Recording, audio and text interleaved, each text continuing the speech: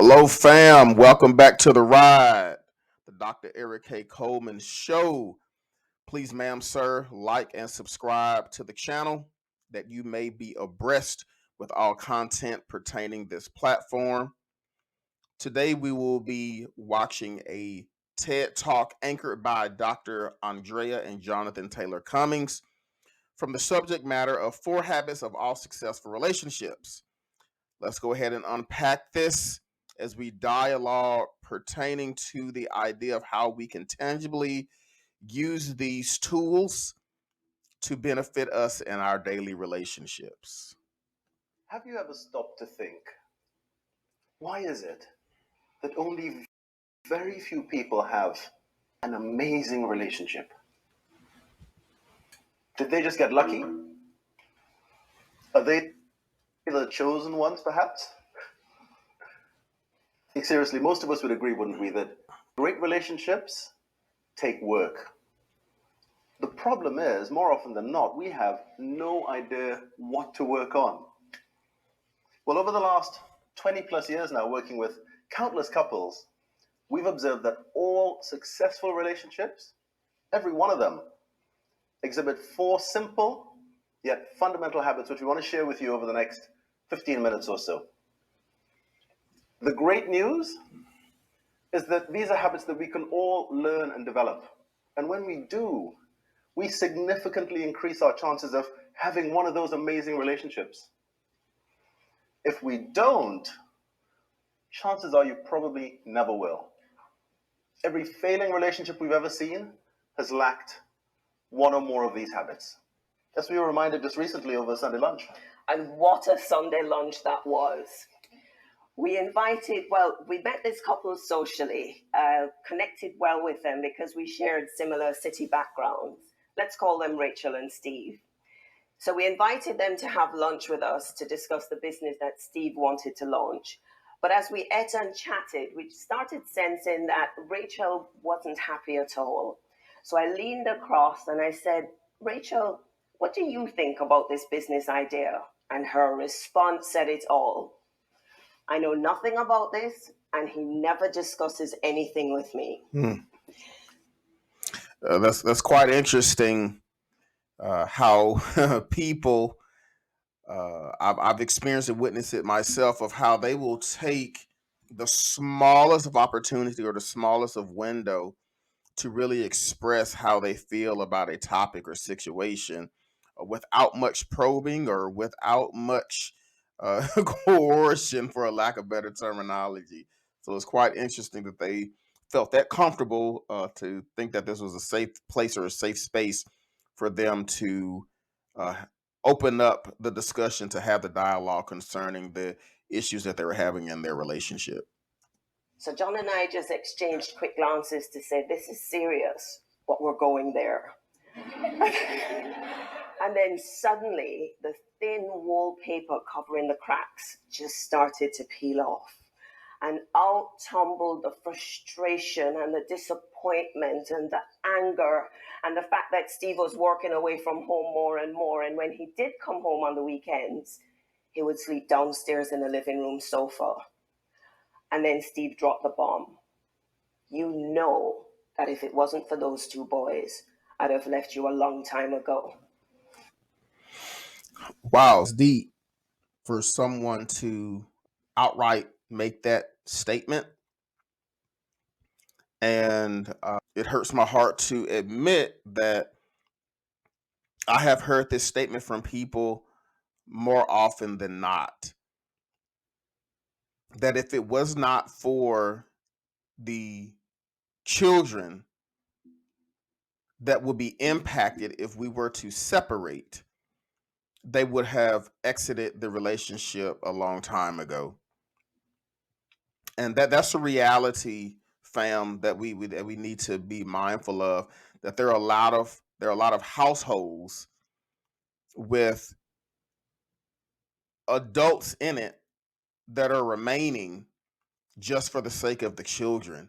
But let's be perfectly honest, when we talk about this whole concept of model and influence, how healthy is the environment when you have 2 people cohabitating that really have disdain for one another, what kind of example and model are we setting for our children within the household?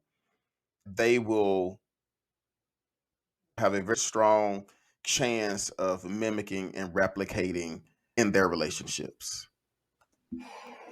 Now we do spicy food, but but that was a bit more spice than we were planning for Sunday lunch. Precisely.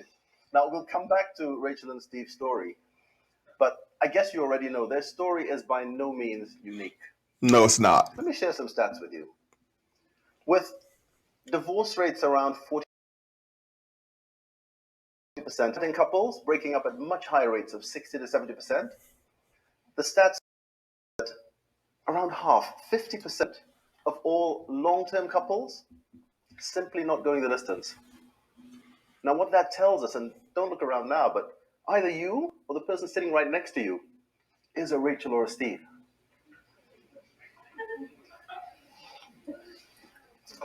It is. That's the reality. Mental health. Now, this emotional trauma is also spilling over and impacting our mental health. In their 2016 report, the Mental Health Foundation issued the stark warning that the absence of quality relationships is, get this, it's killing us faster than obesity and lack of exercise. And all of this is having an impact on the next generation as well. Research out of the Marriage Foundation has shown that the single biggest predictor of teenage mental health is, guess what? Family breakdown. Absolutely. We just stated that the family dynamic, the family breakdown, the models, what are we exhibiting in our homes that will translate to the thought process of what our children think relationships are supposed to be like. And then we wonder when they leave the house and have worlds and have relationships and lives of their own. It's quite interesting how parents have a thought process of whom I want my child to end up with, whether it be the male or the female, and what type of spouse they desire for their children. Yet we choose the total polar opposite and expect them to choose differently from what they were exposed to without any type of coaching, training, mentoring, or development, or even just having that serious talk with our kids of, I know that you were exposed to a way of life pertaining to relationships. I want you to know that was not healthy and I desire more for you. But what do? We just tell them, this is the do's and the don'ts. This is what I desire for you. But we do not take the time to answer the why behind it. So absolutely, the family dynamic is critical in the molding and shaping of our children as they matriculate through life and then eventually get spouses and enter into relationships of their own. Their research goes on to show that where couples separate, the children are 10 to 15% more likely to have mental health problems than where the couple stays together. These are big numbers.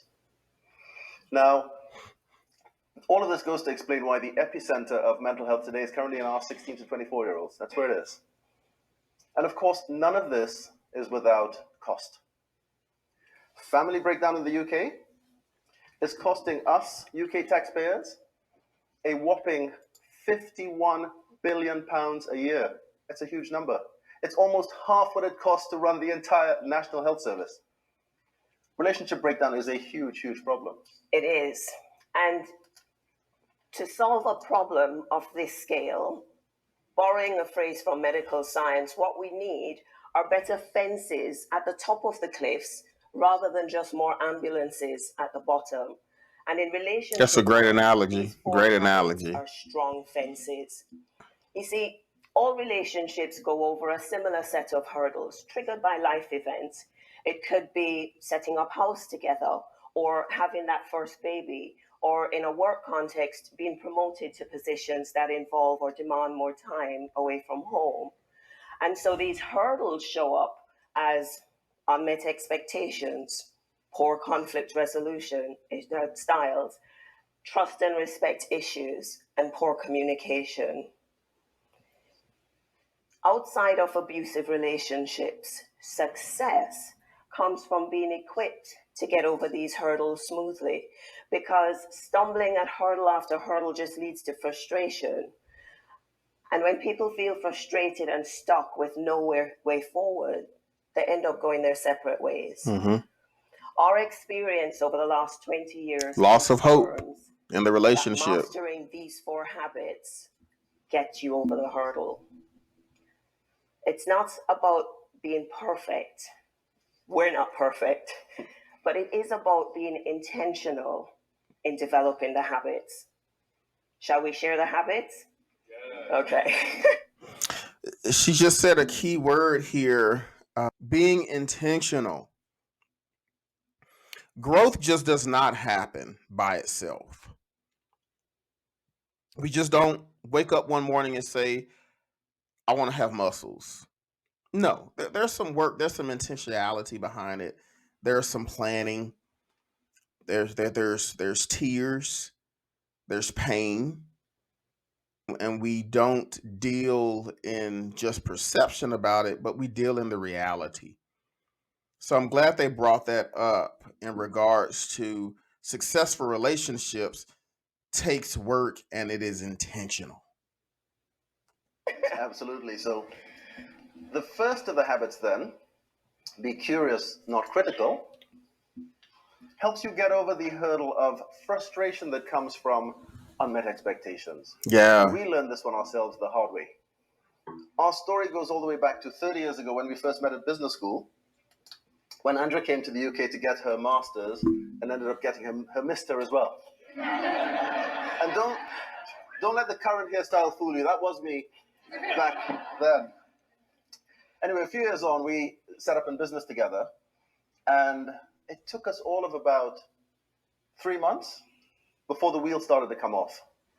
Because very quickly we realized that our different work styles were grating against each other. Now, it looked like he wanted to say something else, but he caught himself. All our eggs in one basket. The financial pressure was just huge on us. So everything became a problem, even simple things. Now, for some couples, it's the toilet seat, up or down. For us, the single biggest predictor was the state of our desks. One was very organized, yeah, and one was more like organized chaos, shall we say. And the challenge, the problems would happen, the arguments, when we had to swap desks to use the single desktop computer that we had. This is 25 years ago. But now, because we're together 24/7, the problems would follow us home. So many a night was spent in tension, hugging the edge of the mattress rather than each other. So forget about any physical action. We weren't even touching toes back then. You talk about wallpaper over the cracks. Now, it was Einstein That's real talk. who said, you cannot solve a problem with the same level of thinking that got you there. Yes. So in desperation, we looked around and we said, how can we change these mindsets that we have? And we came across a material that helped us understand that actually our biggest source of frustration was really just our strengths, just unrecognized, unappreciated, and out of balance. So habit number 1, be curious, not critical, is all about investing the time to understand how we're wired differently so that we can learn to play to our strengths rather than waste time and energy criticizing differences. Yeah, I want to stop there for a second. Be curious and not critical. If we understand why someone shows up in a relationship a certain way, then we have a better understanding as to taking consideration their motives and intentions, as opposed to always looking at their behaviors, which that takes work to do, to get past. You did X, Y, and Z to me. Do I really want to take the time to figure out how that affected me? That's a very hard pill to swallow. that it takes time to do it. So instead of being critical about a person and shutting them down, start to ask those open-ended, inquisitive questions to try to get a better understanding of why it is that you did what you did and understand your motivations behind it. So, given these differences, habit number 2, be careful, not crushing, helps us get over the hurdle of poor conflict resolution styles. Our natural fight or flight responses are very me centered. It's about looking after me and my interests rather than being us centered. So we need to literally reprogram these automatic responses by developing the skills and habits that allow us to turn up better to conflict situations, to take care of each other through the process, to work towards genuine resolutions, no matter how angry we might be with each other. One of the disciplines that we developed was to set ground rules, which are boundaries that would control our behavior in conflict situations so that we didn't keep falling at this hurdle over and over again. For example, we agreed we would never hit each other, we would never walk out the house in anger, and we would never threaten divorce just to be spiteful. Let's face it, we're going to disappoint and frustrate each other from time to time. Absolutely. Anybody who says they never argue either lack passion or they are lying through their teeth. But habit 2. And I want to, piggyback on that statement really quick. When we talk about arguing, it doesn't mean that we are yelling at the top of our lungs. It doesn't mean that we are belittling the other person. It doesn't mean that we are doing things that are contradictory to what a healthy relationship is supposed to look like. No, conflict is fine. Having conflict is fine. It's all about how we deal with that conflict. Do we talk it out? Do we intentionally listen to the other person? Is there mutuality? Am I concerned about the other person's viewpoint? Do I esteem them higher than myself or just as much as I esteem myself? Those are the ground rules when we're talking about conflict in a relationship that is going to happen. You're not always going to see eye to eye, but it's intentionality as in how you choose to engage in your disagreements. Be careful, not crushing, helps us learn how to work together, argue well, treat each other with care, and come out stronger together. For sure. And habit number 3, ask, don't assume, helps you get over the hurdle of frustration that comes from mistrust and disrespect that can creep into relationships. Yeah, have you ever had those one-sided conversations with yourself to where you haven't taken the time to actually ask the person the thought-provoking or in-depth question, the open-ended question, to get their perspective and feedback?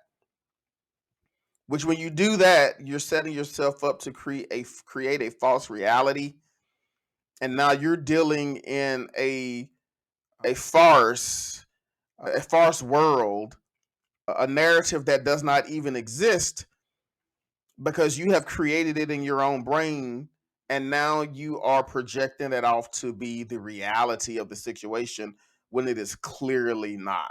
So we got to ask the questions. We cannot assume somebody knows something.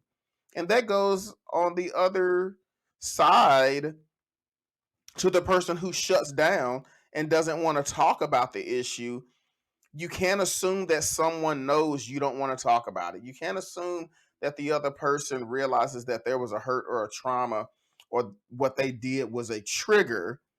And because you've shut down, because this is the way that you have always handled your feelings and your emotions, now you're arbitrarily thinking that the other person, you've arbitrarily made up in your mind that the other person is supposed to respond a certain way, but you've never communicated how you desire for that person to respond.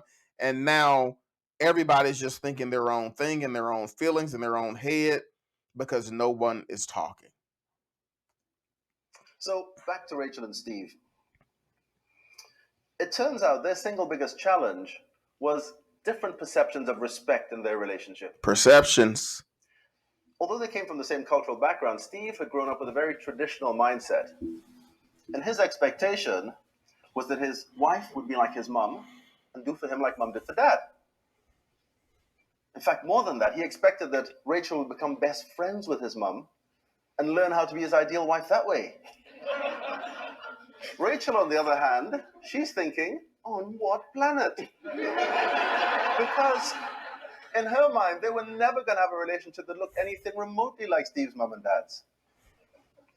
This has really helped us unblock some challenges and have our real proper conversation in years. So habit number 3 really is about getting good at having those courageous conversations that see us asking and discussing rather than assuming and stereotyping.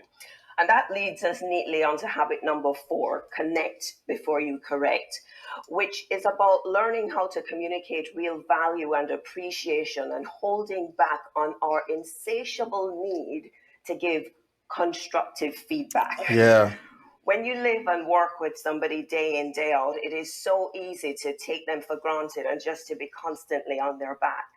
But as the saying goes, people go where they feel welcomed, but stay where they feel valued. So we need to be deliberate about finding meaningful, specific ways that build warmth in the relationship. And that can sometimes be simply breaking the routine. For us, we've been known to disappear in the middle of the working day to go to the movies after a period of intense workshop delivery. And 25 years on, we still take date night seriously to keep the fun and the anticipation and the intimacy in the relationship. Otherwise, we risk losing the magic and just become functional around the grind of work and talking about children and cooking and laundry. And we signed up for more than that. So habit number 4, connect before you correct. I love that. Connect before you correct. If there is something that does need to be corrected in the relationship, oh, how beautiful and more receiving it is when you know that the other person, their best intentions are being presented when there is a moment of correction. You know it's coming from a place of love, a place of compassion, a place of concern, and a place of intentional thought that they put into it before they presented it to you. And if you're not able to connect on that level, there's no way you can have the hard conversation when you have not even had the light conversation. And that also goes into understanding that the dynamic of the conversation. And I use this example quite often. I've used it on this platform and in the midst of uh, counseling sessions that I do with couples is understand the context of the conversation. There are many times when my wife states she wants to have a conversation about something, and my first response is, okay, honey, is this a conversation as to you desire my feedback? Do you just want me to listen? Or do you want me to fix it? And by laying those ground rules or the basis or the foundation for the conversation, I know how to posture myself in the best way to listen. And again, that helps me to know if I need to shut my brain off and just absorb what she's saying, if I need to be analytical in being able to formulate a response, or if I need to go in operative mode to be able to figure out a solution to the problem. Again, you have to be able to connect with one another on that level, in seeing that person as another human being, as your equal, a counterpart, someone who is valued, someone who is an authority in your life, that you will be able to have these type of conversations on that level. Oh no, let's be real before I say that. If we get really good at connecting in our routine conversations, guaranteed you'll be connecting in the bedroom as well. So, habit number 4, connect before you correct, is about being deliberate about shifting that balance. Yes, connecting shifting the mindset, the over each paradigm, other. thinking different about your Now, relationship. listen, we're not sharing these habits just as nice to have. These 4 habits can literally save lives. Let me share with you how Rachel and Steve's story almost ended. We met up with them 2 weeks later for a coffee. And from their body language, we could tell they were in a much better place. They were holding hands, they were laughing, things were good. But as they opened up and shared about the experience, we were rocked when Rachel, in describing her emotional lows, just paused and said,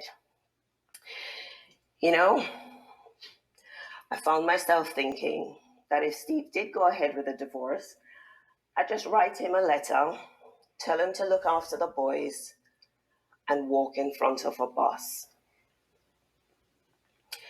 But for a chance conversation with us and a bit of information, tragedy could have struck our friends right under our noses." And so reality hit really hard that day. Relationship breakdown can literally kill us. We're happy to report that Rachel and Steve continue to do well. But we ask ourselves the question, how many Rachels are we missing? And with this growing concern over mental health and well-being, why is relationship equipping still left to chance? Exactly. We all invest in the things that we value. Our education, our homes, our pensions even. So what in the world is stopping us from investing in our relationships? What would the world look like if everyone was practicing these habits of being more curious than critical, more careful than crushing, of asking rather than assuming, and of connecting more than we correct? Here's the thing. When we all start developing and practicing these habits, not only do we significantly increase the chances of our relationships surviving, but now we begin to thrive as individuals, as families, as companies, as nations. And if we can each just take responsibility for developing these habits in our own relationships, together, maybe, just maybe, we'll leave the world a better place for the generations to come. Thank you. Well said, and a wonderful way for them to end that narrative. We're talking about being curious, careful, asking, and connecting. Family, let's do the work.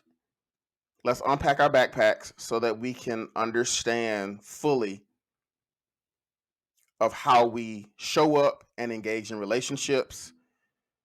That way we can better impact our families, our society, our communities, our nation, and ultimately the world. So until next time, let's continue to think differently about relationships.